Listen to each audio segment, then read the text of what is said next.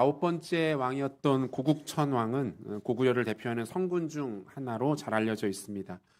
외적들의 침략으로부터 나라를 지켰고 국내적으로는 왕권을 강화하고 민생을 살뜰하게 챙겼던 것으로 잘 알려져 있습니다. 특별히 그가 시행했던 진대법이라는 제도는 이후 역사에도 큰 영향을 남겼는데요. 건질 진자에 빌릴 대자를 사용합니다. 흉년으로 인하여 생계에 어려움에 놓인 백성들에게 국가가 무상으로 곡식을 빌려주고 추후에 갚도록 하는 제도를 시행합니다. 3월에서 7월까지 국가가 곡간을 열어서 백성들에게 곡식을 마음껏 제공하고 추수 이후인 10월이 지나 다시 갚도록 했습니다. 당연히 이자는 없었고 상환이 어려운 백성들의 경우에는 실상을 파악한 후 무상으로 곡식을 제공하는 방식이었어요. 오늘날의 기준으로 보아도 손색 하나 없을 정도로 잘 준비되어 있는 복지 정책이었습니다. 기록상으로는 우리나라에서 최초로 시행된 빈민구제 정책으로 알려져 있습니다. 이후 이 제도는 고려시대로 이어지고 조선시대 세종 때에 꽃을 피우게 됩니다. 세종대왕은 의창제도와 상평창제도라는 이름으로 그 내용과 방식을 세분화합니다. 또한 모든 지역의 모든 백성들에게 구체 혜택이 돌아갈 수 있도록 이 제도를 실질적으로 정비하게 됩니다. 국가에는 부담이 되지 않고 백성들에게는 실효성이 있도록 운영을 효율화시키고 강화했던 것이죠. 이 제도가 실제 백성들에게 얼마나 유익했는지 당시 일본에서는 우리에게도 세종이 있었더라면 우리가 밥을 굶지 않았을 것이다 라는 말도 있었다고 합니다. 이 고구려의 고국천왕 또 조선의 세종처럼 역사 속 성군들에게서 발견되는 중요한 공통점들이 있다는 거예요. 그것은 무엇입니까? 그들이 백성들의 복지, 더 구체적으로는 백성들의 먹고 사는 문제에 대하여 많은 관심이 있었다라는 것이죠. 여러분, 훌륭한 인간 왕의 관심도 여기에 이렇게 머물러 있는 것들을 보게 됩니다. 하물며 구원받은 성도들의 통치자와 주인이 되시는 하나님의 마음은 어떨까요? 이 땅에서 하나님 나라를 대표하는 교회는 이 주제에 대하여 많은 관심을 갖고 있어야 합니다. 오늘 우리가 함께 읽은 본문은 초대교회가 교회의 구성원들과 그 지체들을 어떻게 돌보고 살폈는지, 그리고 그 원리와 철학은 무엇이었는지를 우리에게 잘 보여주고 있습니다. 이 땅에 하나님 나라를 보여주는 아름다운 공동체의 모습과 가치는 무엇인지를 우리가 한번 생각해 보고 오늘 우리에게 주시는 하나님의 교훈과 도전에 대하여 같이 한번 묵상해 보도록 하겠습니다. 오늘 우리가 읽은 본문의 내용이 낯설지는 않습니다. 왜 그렇습니까? 우리가 이미 사도행전 2장을 살피면서도 한 차례 확인했던 내용들이기 때문에 그렇죠. 사도행전 2장 44절에서 46절까지의 말씀을 보면요. 같이 한번 읽겠습니다. 믿는 사람이 다 함께 있어 모든 물건을 서로 통용하고 또 재산과 소유를 팔아 각 사람의 필요를 따라 나눠주며 날마다 마음을 같이하여 성전에 모이기를 힘쓰고 집에서 떡을 떼며 기쁨과 순전한 마음으로 음식을 먹고 이렇게 돼 있어요. 이 교회의 모습이 어떻게 나타납니까? 교회와 성도들이 자신의 소유를 주장하지 않습니다. 어려운 지체들을 위하여 기쁨으로 자신의 재산과 소유를 내어놓고 공유합니다. 이 초대교회에만 나타났던 매우 독특한 현상이었죠. 다른 곳에서는 쉽게 찾아볼 수 없는 일들이 교회 안에서 일어나고 있었던 거예요. 그런데 이 내용이 오늘 본문인 4장에 또다시 재언급되고 있는 이유는 무엇입니까? 이런 현상들, 이러한 모습들이 단회적으로 나타났던 사건이 아니라는 것을 강조하고 있는 겁니다. 교회 내의 어려운 성도들을 위한 어떤 자선 바자회, 사랑의 모금 같은 행사를 한두 차례 진행한 후에 그것으로 모여진 금액을 어려운 지체들에게 주었다. 이런 내용이 아닙니다. 교회 안에 이와 같은 일들이 지속적으로 일어나고 있었다는 거예요. 하나의 문화가 되어서 정착하여 자리 잡고 있었다라는 것을 보여주고 있는 것입니다. 이런 초대교회의 특징, 먼저는 미시적 관점, 세부적인 내용들을 한번 살펴보고 다음으로는 거시적으로 좀 크고 넓은 프레임으로 해석해서 적용해 보도록 하겠습니다. 먼저는 미시적 관점인데요. 첫 번째는 물건을 서로 통용했다라고 되어 있어요. 통용했다. 보면 32절입니다.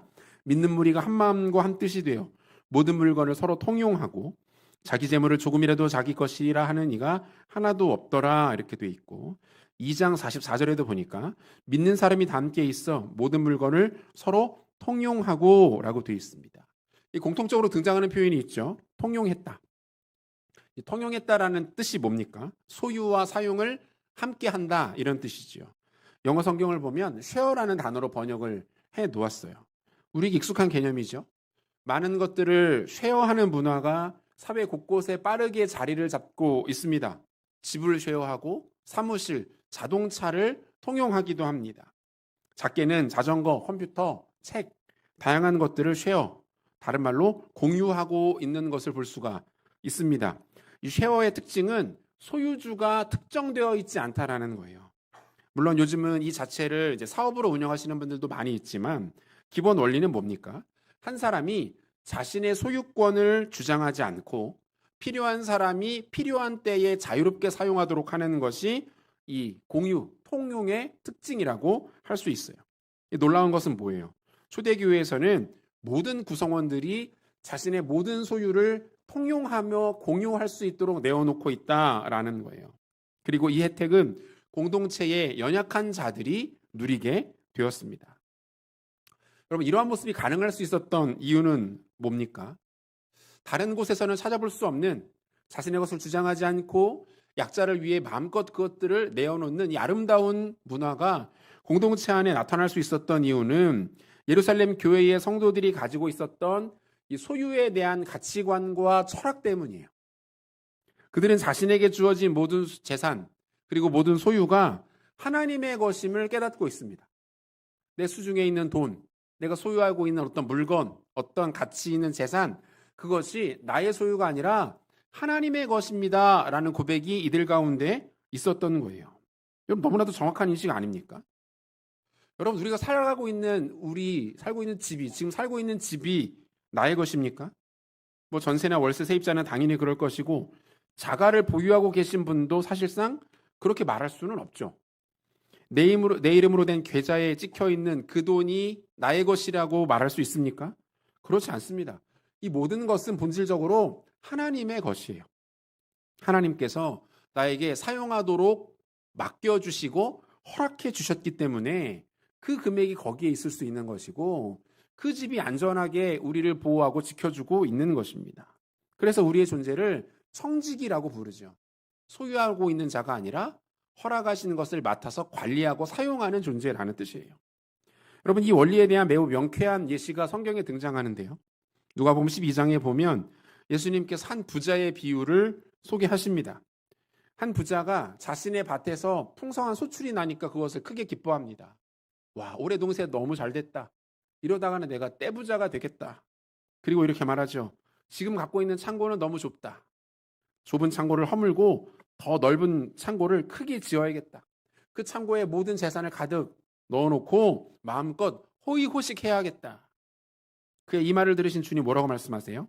누가복음 12장 20절 보니까 하나님은 이르시되 어리석은 자여 오늘 밤에 내 영혼을 도로 찾으리니 그러면 내 준비한 것이 누구의 것이 되겠느냐 하셨으니 이렇게 되어 있어요. 이 땅에 아무리 많은 것을 넉넉하게 풍요롭게 소유하고 있는 사람이라 하더라도 어때요? 생명의 주권자 되시는 하나님이 그 생명을 거두어 가신다면 그거 갖고 가지고 갈 수 있습니까? 그거 누구의 것이 됩니까? 모두가 무의미해지는 것 아니에요? 여러분, 시신에게 입히는 옷인 수의에는 주머니가 없다고 하죠. 가지고 갈 수 있는 것이 아무것도 없다는 거예요. 인간에게 자신의 소유와 재산이라는 개념은 사실상 존재하지 않습니다. 우리는 하나님이 우리에게 맡겨주시는 것을 잠깐 동안 사용하는 것에 불과하다는 거예요. 주님이 필요한 것을 적절하게 공급하시기 때문에 더 많은 것을 욕심내어 쌓아두거나 주장할 필요는 없습니다. 우리의 모든 소유가 궁극적으로는 하나님의 것입니다. 이 고백이 우리의 삶에 가장 직접적으로 실존적으로 나타나고 있는 행위가 뭐예요? 바로 11조죠.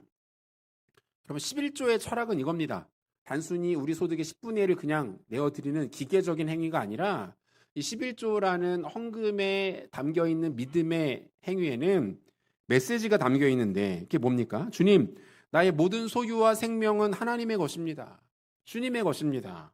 내 소유의 10분의 1을 구별하여 드림으로 이 사실을 내가 고백합니다 라는 행위예요. 11조를 통해서 하나님이 나의 주인 되심을 고백하는 거예요. 그분이 나의 생명의 주인이시고 모든 소유의 주인이 되십니다.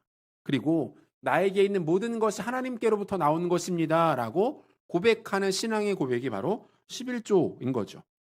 창세기 14장 보면 아브라함이 하나님의 제사장이었던 멜기세덱 만나는 장면 나옵니다.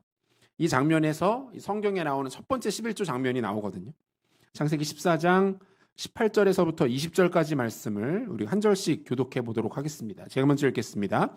살렘 왕 멜기세덱이 떡과 포도주를 가지고 나왔으니 그는 지극히 높으신 하나님의 제사장이었더라. 그가 아브라함에게 축복하여 지극히 높으신 하나님이여 아브라함에게 복을 주옵소서. 같이 읽죠. 너희 대적을 내 손에 붙이신 지극히 높으신 하나님을 찬송할지로다 하매 아브라함이 그 얻은 것에서 10분의 1을 멜기세덱에게 주었더라. 지금 멜기세덱이 뭐라고 합니까? 아브라함을 보면서 하나님이 아브라함 당신의 생명을 지키셨습니다. 당신의 가족들을 돌보셨고 당신의 재산을 지켜주셨습니다. 이렇게 말하고 있는 거예요. 아브라함이 그의 말에 전적으로 동의합니다. 아멘. 그렇습니다. 당신의 말이 옳습니다. 당신의 말에 저도 동의합니다. 그리고는 자신이 얻은 소유의 10분의 1을 멜기세덱에 내어줍니다. 여기에 나오는 이 멜기세덱은 단순한 인간이 아니에요. 신적 존재, 즉 구약에 소개되는 그리스도의 모형으로 해석이 됩니다. 따라서 지금 아브라함은 자신의 소유의 10분의 1을 하나님의 모형인 존재, 신적 존재, 다시 말하면 하나님께 내어드리고 있는 거예요. 어떤 고백을 담아서 당신이 나의 모든 것의 주인 되십니다. 나를 지키시고 돌보시는 이가 바로 주님 당신이십니다. 라는 고백이 담겨 있는 거죠. 사랑하는 성도 여러분, 오늘날과 같은 초자본주의 사회를 살아가는 거듭난 그리스도인이 반드시 해야 할 고백이 바로 이것이죠. 나의 생명, 나의 인생뿐 아니라 소유와 재산, 이 모든 것이 하나님께로부터 온 하나님의 것입니다. 라는 고백이 우리에게 필요합니다. 이것이 하나님의 주인 되심을 인정하는 것이고 우리 삶의 목적과 이유가 이 땅에서 더 많은 것을 누리며 호의호식하는 것에 있지 않음을 선언하는 행위라는 거예요. 초대교회에는 이 아름다운 고백이 있었습니다. 초대교회 공동체 가운데 나타났던 특징 두 번째는 연약한 지체들의 필요를 채우는 것에 집중했다라는 거예요. 보면 34절과 35절을 보면요. 그 중에 가난한 사람이 없으니 이는 밭과 집 있는 자는 팔아 그 판 것의 값을 가져다가 사도들의 발 앞에 두매 그들이 각 사람의 필요를 따라 나누어 줌이라 이렇게 돼 있고요. 2장 45절에도 보니까 또 재산과 소유를 팔아 각 사람의 필요를 따라 나누어 주며 이렇게 돼 있어요. 여기서 핵심은 뭐예요? 필요를 따라 나누어 주었다는 거예요. 필요를 따라 나누어 주었다. 형편이 어려운 이들의 상황과 사연을 듣고 단순히 일정 금액을 기계적으로 지원한 게 아닙니다. 각 사람들이 처한 상황과 사연에 대하여 귀 기울여 들으는 거예요. 충분히 들어요. 주님의 마음으로 그들을 위로하고 그들에게 하나님이 은혜 주시기를 함께 기도합니다. 그것과 함께 재정적으로 소정의 도움을 주고 있었다라는 것을 의미하는 거예요. 요즘 국가에서 시행하는 복지 정책도 이러한 모습을 지향하고 있는 것을 볼 수가 있어요. 단순히 경제적 지원이나 혜택을 제공하는 것에 그치지 않습니다. 이게 잘 교육받고 훈련된 복지사분들이 직접 가정을 방문합니다. 그리고 대면해서 가정의 형편과 상황에 대하여 듣는 거죠. 그리고 단순히 재정적인 지원뿐 아니라 그 가정에 필요한 교육적인 혜택, 의료적인 지원이 필요하면 그것들을 지원하고 또는 문화적인 또는 재활이나 재취업에 필요한 것들이 있으면 그것까지 충분히 공급하고 있는 것들을 보게 됩니다. 여러분, 이러한 시스템의 원조가 바로 초대교회였던 거예요. 초대교회에서 성도들의 필요를 가서 살피고 들어보고 어떻게 도울 수 있을까를 고민하며 그들의 필요를 채워주었던 것이 초대교회의 방식이었던 거죠. 전인적인 돌봄이 주어집니다. 그것을 통해 한 사람이 일상을 회복할 수 있는 힘을 얻게 되고 그 힘과 에너지가 일상 속에서 지속될 수 있도록 곁에서 돕는 일들이 풍성하게 이루어지고 있었다는 것을 확인할 수 있죠. 얼마 전에 후배 목사를 만나서 이렇게 교제하던 중에 그 목사님이 최근에 겪었던 안타까운 일에 대해서 들을 수가 있었어요. 그 중학생 된 아들이 있는데 좀 활동이나 모습이 조금 정상적이지 않아 보여서 테스트를 했더니 이 아들이 자폐 스펙트럼 장애 판정을 받게 된 거예요. 이 아이의 교육은 계속 이루어져야 하니까 아이가 다니고 있는 학교를 찾아가서 대화를 나누게 되었습니다. 처음에는 염려가 됐다는 거예요. 그 학교에 보니까 자폐 스펙트럼 장애를 가진 아이가 이 아이가 한 명뿐이고, 그래서 학교를 옮겨야 하는 것은 아닌가, 전문적인 장애인 학교로 가야 되는 것은 아닌가라고 고민을 하고 있었습니다.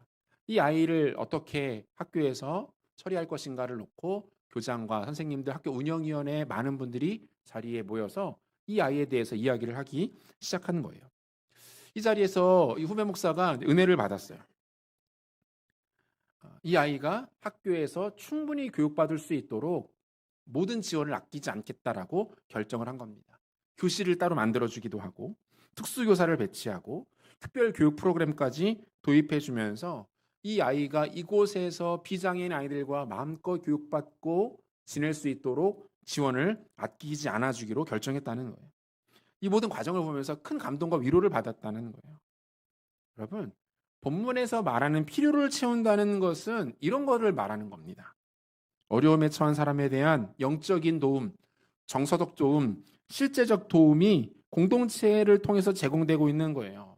결정적으로 어려움과 위기를 만난 사람이 나는 혼자 버려져 있구나, 아무도 내 고통을 이해해 주지 못하는구나, 나는 홀로 외롭게 홀로 싸우고 있구나라는 느낌을 받지 아니하도록 곁에서 머물러 주고 그와 함께 아픔을 공유하는 것까지를 말하는 겁니다.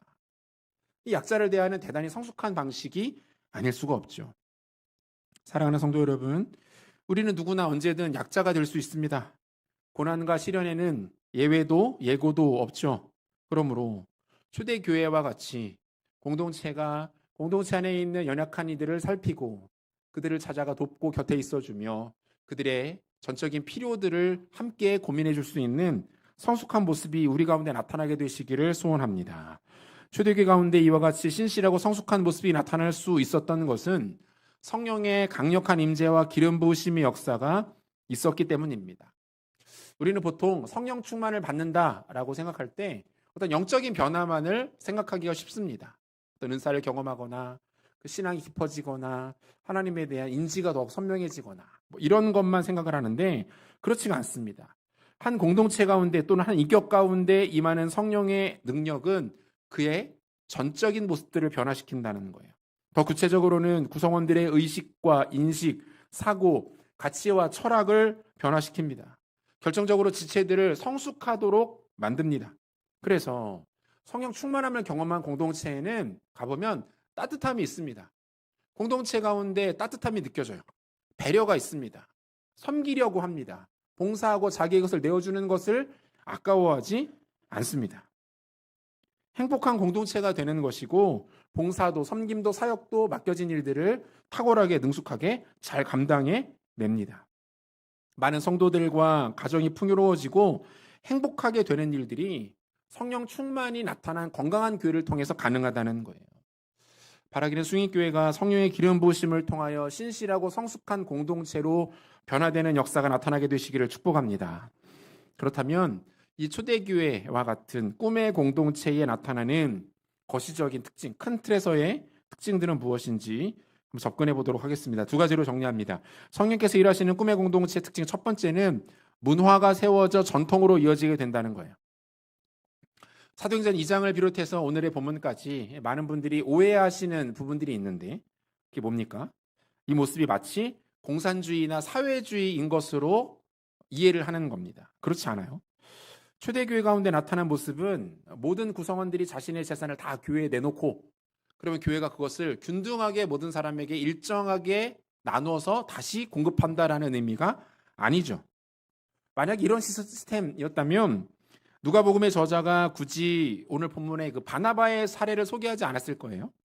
본문 36절과 37절을 보니까 구브로에서 난 레위족 사람이 있으니 이름은 요셉이라 사도들이 일컬어 바나바라 번역하면 위로의 아들이라 하니 그가 밭이 있음에 팔아 그 값을 가지고 사도들의 발 앞에 두니라 이렇게 되어 있어요. 그러니까 저자가 굳이 이 대목에서 바나바를 소개한 것에는 특별한 의도가 있습니다. 하나는 말씀드린 것처럼 초대교회가 안에 나타나고 있는 이 현상이 공산주의나 사회주의적 방식이 아니라는 것을 설명하기 위함이에요.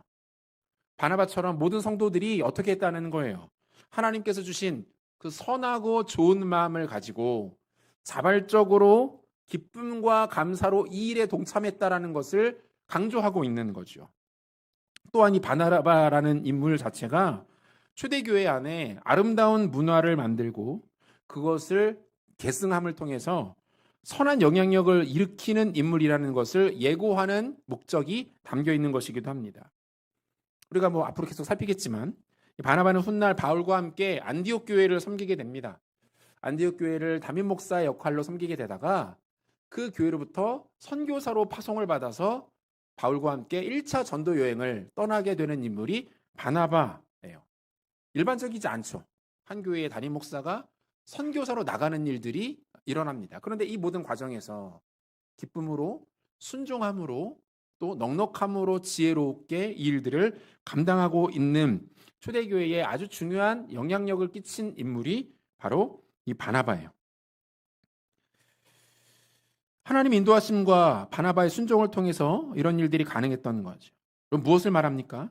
초대교회는 지금 세상의 그 어떤 공동체에서도 찾아보기 힘든 아름답고 위대한 문화를 만들어가고 있는 거예요.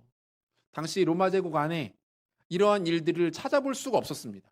누가 자신의 소유를 내어놓고 어려운 이웃들을 기쁨으로 돕습니까? 자신의 것을 주장하지 않고 하나님 말씀 앞에 순종하여서 약자들을 돕는 일들이 어떻게 가능합니까? 교회 안에서만 나타나고 있는 위대한 문화였어요. 기쁨 가운데 소유를 나누고 어려운 지체들의 필요를 채웁니다. 이 일들이 부담스럽게 일어나지 않습니다.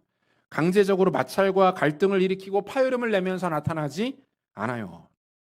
실제로 예루살렘 교회는 이 아름다운 문화를 전통으로 만들어서 구체화시키고 제도화시키고 있습니다.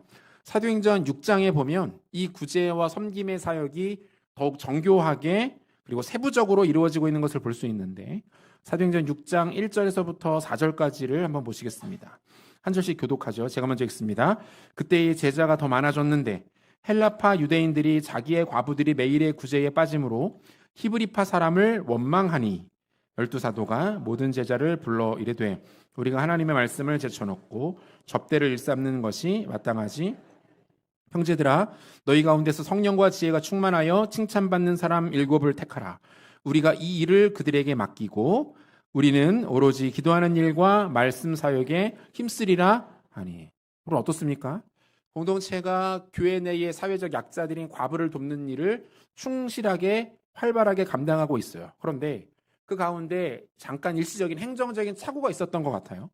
하지만 그 문제에 대한 진단과 대책을 마련하고 교회의 본질과 실제 두 가지 모두를 바로잡고 있는 것을 볼 수가 있습니다. 한 교회와 공동체가 얼마나 성숙한지를 확인하기 위해서는 그 공동체 안에 흐르고 있는 문화를 보면 돼요. 분위기를 보면 알 수 있습니다. 그러니까 문화라는 것 자체가 그렇잖아요. 구성원들이 굳이 합의하거나 어떤 결정을 하지 않아도 모두가 거기에 암묵적으로 동의해서 그것에 참여하는 게 문화이죠. 그것이 공동체의 분위기이죠.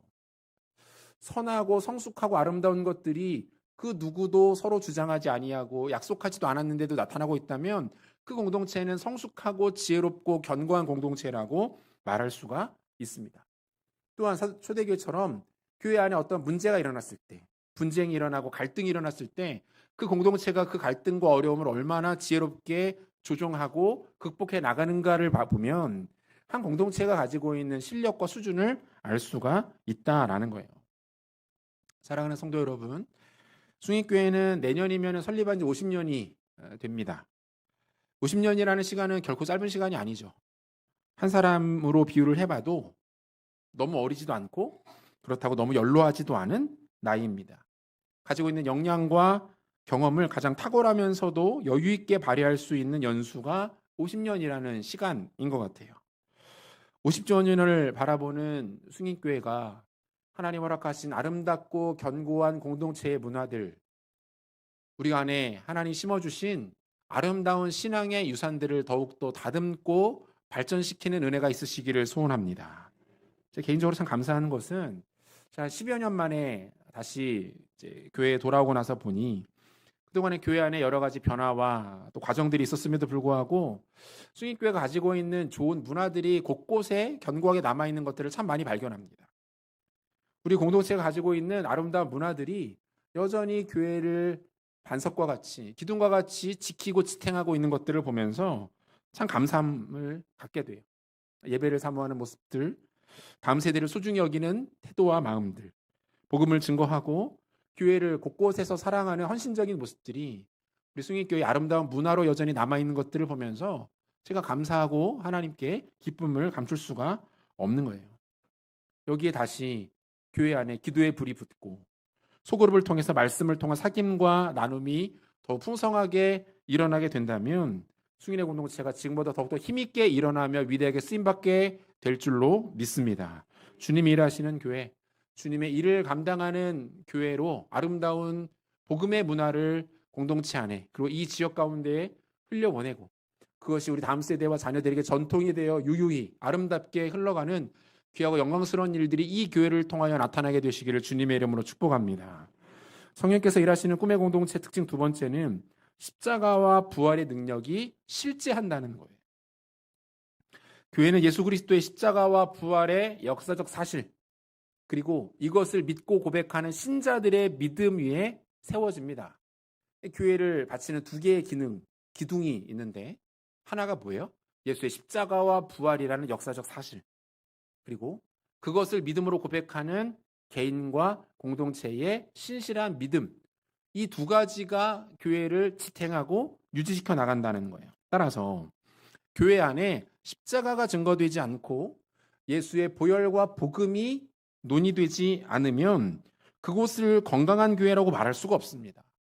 십자가를 말하지 않고 부활을 말하지 않는데 그것이 어떻게 교회일 수 있습니까? 교회는 예수 그리스도를 전해야 하고 십자가와 복음을 선포해야 합니다. 그것이 교회가 존재하는 이유이고 하나님이 교회를 기뻐하시는 유일한 가치인 거예요. 오늘 본문에도 공동체의 섬김과 구제에 대한 모습 중간에 마치 맥을 끊는 것처럼 보이는 구절이 하나 있어요. 본문 33절인데요. 33절 같이 읽겠습니다. 사도들이 큰 권능으로 주 예수의 부활을 증언하니 무리가 큰 은혜를 받아. 본문 전체에서 이 구절은 두 가지 기능을 하는데 하나는 초대교회 안에 이와 같은 아름다운 문화와 전통 그리고 따뜻한 섬김과 배려가 가능할 수 있었던 이유를 이 구절이 설명하는 거예요. 뭡니까? 사도들이 큰 권능으로 주 예수의 부활을 증언했다. 복음이 힘있게 선포되었더니 성도들이 은혜를 받았고 마음에 기쁨이 있어서 아름다운 일들이 일어나게 되었다라는 것을 말하고 있는 거죠. 여기서 말하는 큰 권능 뭡니까? 오순절 성령 강림 사건을 말하는 것이고 그 이후에 나타나고 있는 성령의 일하심들을 말하죠. 3,000명이 회심했습니다. 그 이후에 5,000명이 주님께로 돌아왔어요. 성전 미문에 앉아있던 지체장애인이 일어나 걷고 뛰는 기적이 일어났습니다. 그런데 제자들은 눈에 보여지는 이러한 일들에 만족하지 않습니다. 이 모든 것들은 과정과 증거 그리고 열매일 뿐이지 본질은 다른 곳에 있다라는 것을 제자들이 잊어버리지 않아요. 그들은 계속해서 힘써서 주 예수의 십자가와 부활을 전했습니다. 흔들림 없이 복음을 붙들었어요. 이제 우리에게 사람이 많아졌다. 우리 안에 좋은 문화들도 일어난다. 이 정도면 충분하지 않겠는가? 이렇게 말하지 않았다고요. 그들은 여전히 예수 그리스도의 십자가에 주목했고 동일하게 부활의 능력을 붙잡았습니다. 그럴 때 교회와 공동체는 더욱 견고해졌고 많은 사람들이 큰 은혜를 경험했다는 거죠. 두 번째로 이 구절이 하는 역할은 교회가 기본기에 더욱 집중할 수 있도록 만들어주는 역할을 합니다. 교회가 결국 중요하게 여겨야 될 것은 무엇인지를 보여주는 거죠. 주마가편 달리는 말에 채찍질이 더욱 필요하듯이 교회가 힘있게 바른 방향으로 나갈 수 있도록 도전하는 역할을 이 본문 33절이 하고 있는 거예요. 여러분 이 세상에는 주객이 전도되어서 결국 용두사미로 끝나는 개인과 조직들이 얼마나 많은지 모릅니다. 그 일부 성과가 나타나고 긍정적인 결과와 평가들이 이어지면 어떻습니까? 쉽게 본질을 잃어버립니다. 중요한 것 놓쳐버립니다. 성취에 취해버립니다. 본문 33절의 역할은 뭐예요? 교회란 무엇인가? 교회에서 가장 중요한 우선순위는 무엇이 되어야 하는가? 교회가 무엇을 감당하고 무엇을 이야기해야 되는가에 대해서 집중하도록 만들어주는 거예요. 풍성한 나눔과 섬김이 있고 선행과 좋은 문화 전통들이 가득하지만 결국 그 중심에는 예수 그리스도가 있고 그 중심에는 예수의 십자가와 부활이 있다라는 것을 놓치지 아니하도록 하는 역할을 하고 있는 거예요. 그 어르신들은 아마 잘 모르실 수 있는데 그 젊은 사람들 사이에서 크게 유행하는 패션 브랜드 중에 파타고니아라는 브랜드가 있습니다. 미국의 이본 슈나드라는 사람이 세운 기업인데요. 원래 이 이본 슈나드라는 사람은 그 암벽 등반가였습니다. 어렸을 때부터 산과 자연을 참 많이 사랑했던 그런 사람이었어요. 기존의 암벽 등반 제품을 사용하는데 만족스럽지가 않습니다. 당시만 해도 장비들을 일일이 암벽에 망치로 박아 넣어서 거기에다가 로프를 걸고 암벽을 등반해야 하는 그런 장치들이었는데 이 과정에서 암벽에 임의로 구멍을 내고 암벽을 손상시키는 게 마음에 들지 않았던 거예요. 그래서 암벽을 깨뜨리지 않고도 등반이 가능한 장비를 직접 개발해서 만들어서 사용하기 시작합니다. 등반가들 사이에서 입소문이 났어요. 그거 뭡니까? 저도 좀 보여주세요. 어떻게 하면 구할 수 있습니까? 주문이 들어오기 시작했고 자연스럽게 사업이 시작됩니다. 장비를 제작하여 판매하는 것을 넘어서 등반 시에 착용하면 좋을 만한 의상들을 제작하기 시작했습니다. 역시 등반가들 사이에서 좋은 호응을 얻었어요. 사업은 전방위적으로 확장되었습니다. 사업을 확장시키고 하다 보니까 고민이 생기는 거예요. 자연을 사랑하는 사람인데 제조업의 특성상 불가피하게 자원을 소비해야만 하고 그 과정에서 자연을 훼손하지 않을 수가 없었던 것이죠. 이번 슈나드는 그러고 싶지 않았습니다. 그는 파타고니아의 기본 정신을 잃지 않기 위해서 부단히 노력하기 시작합니다. 만들어내는 모든 제품들의 내구성을 좋게 만들었어요. 한번 구매하면 최대한 오래 입을 수 있도록 질기고 강한 제품들을 만들어서 판매했습니다. 수선 서비스도 적극적으로 지원했습니다. 옷에 문제가 생기면 수선 받을 수 있도록 적극적으로 서비스를 지원했어요. 광고 카피를 하나 만들어서 뉴욕 중심가에 걸었습니다. 광고 카피의 내용이 이래요. 이 자켓을 사지 마세요. 아버지에게 물려 입으세요. 수선해서 입으시면 더 좋습니다. 소비를 촉진하는 것이 아니라 소비를 억제하는 멘트를 가지고 자신들의 제품을 광고했어요. 하지만 그럴수록 소비자들은 더욱 열광했습니다. 그의 자연을 사랑하는 순수한 의도 그리고 초심을 잃지 않으려는 그 마음이 브랜드의 가치를 더욱 고급스럽게 더욱 더 아름답게 만들어 주었던 거죠. 이 파타고니아라는 브랜드는 사업을 시작한 지 50년이 넘었지만 아직도 주식시장에 상장되지 않았습니다. 대신 지분의 전부를 환경보호 비영리 단체에 기부했어요. 자연을 사랑하는 자신의 의도와 마음이 돈과 자본에 의해 장식되지 않기 위해서 이본 슈나드가 선택했던 몸부림이었고 결정이었던 것이죠. 그는 지금도 공식 석상에 나가서 발언할 일이 있을 때마다 이렇게 말합니다. 지구가 목적입니다. 사업은 수단일 뿐입니다. 이 사람의 목적이 돈이 아니래요. 사업이 아니랍니다. 지구가 목적. 사업을 해서 돈을 벌고 그것으로 지구를 살리고 지키는 일들을 감당하겠다라는 거예요. 그리고 그 말을 기업 활동의 처음부터 끝까지 실천하고 있습니다. 사랑하는 성도 여러분, 교회가 동일하게 붙들어야 될 가치와 정신이 아닌가 생각해 봅니다. 오늘날 교회가 붙들어야 할 단 하나의 가치는 무엇입니까? 교회가 돌아가야 할 단 한 곳의 목적지는 어디입니까? 그것은 바로 예수 십자가와 부활인 줄로 믿습니다. 십자가를 말하고 부활을 붙드는 공동체는 절대로 시대의 급류에 떠내려가지 않습니다. 마지막까지 굳건하게 자리를 지키고 주님 오실 날을 믿음으로 바라보며 기대하리는 공동체는 예수의 십자가를 말하고 부활을 말하는 교회일 거예요. 복음을 붙잡고 복음 가운데 서기 위하여 몸부림치는 공동체만이 마지막까지 살아나게 될 겁니다. 성령의 능력의 역사가 나타나고 그 열매로 공동체가 한 마음과 한 뜻이 되어 풍성한 은혜와 영광 또한 경험하게 될 것입니다. 바라기는 주님 사랑하시는 숭인교회가 예수의 십자가와 부활을 가장 절대적으로 여기는 공동체, 복음을 말하고 복음을 전하는 것을 기뻐함을 통하여서 성령의 능력을 경험하고 많은 주신 사명들을 넉넉하게 감당하는 능력 있는 공동체로 쓰임받게 되시기를 소원합니다. 말씀 맺으려고 합니다. 교회의 위기를 넘어서 교회의 절망을 마주하는 요즘입니다. 젊은이들이 빠른 속도로 교회를 떠납니다. 교회에 대한 부정적인 시각과 평가가 이제는 마치 상식처럼 여겨지기도 합니다. 그리고 이럴 때일수록 교회가 주목하고 붙들어야 될 것은 기본기입니다. 복음을 붙잡는 거죠. 예수 십자가와 부활을 바라보는 겁니다. 성경을 붙잡고 기도의 자리 나가 머무는 겁니다. 주님교회는 이 일들을 감당하고자 합니다. 그때에 성령께서 공동체 가운데 능력을 주시고 그 능력을 힘입어 연약한 자들을 돌보고 지역의 아픔을 보듬고 이 시대의 상처를 끌어안으며 하나님께서 마지막 때에 눈여겨 사용하시는 위대한 공동체로 일어나게 될 줄로 믿습니다.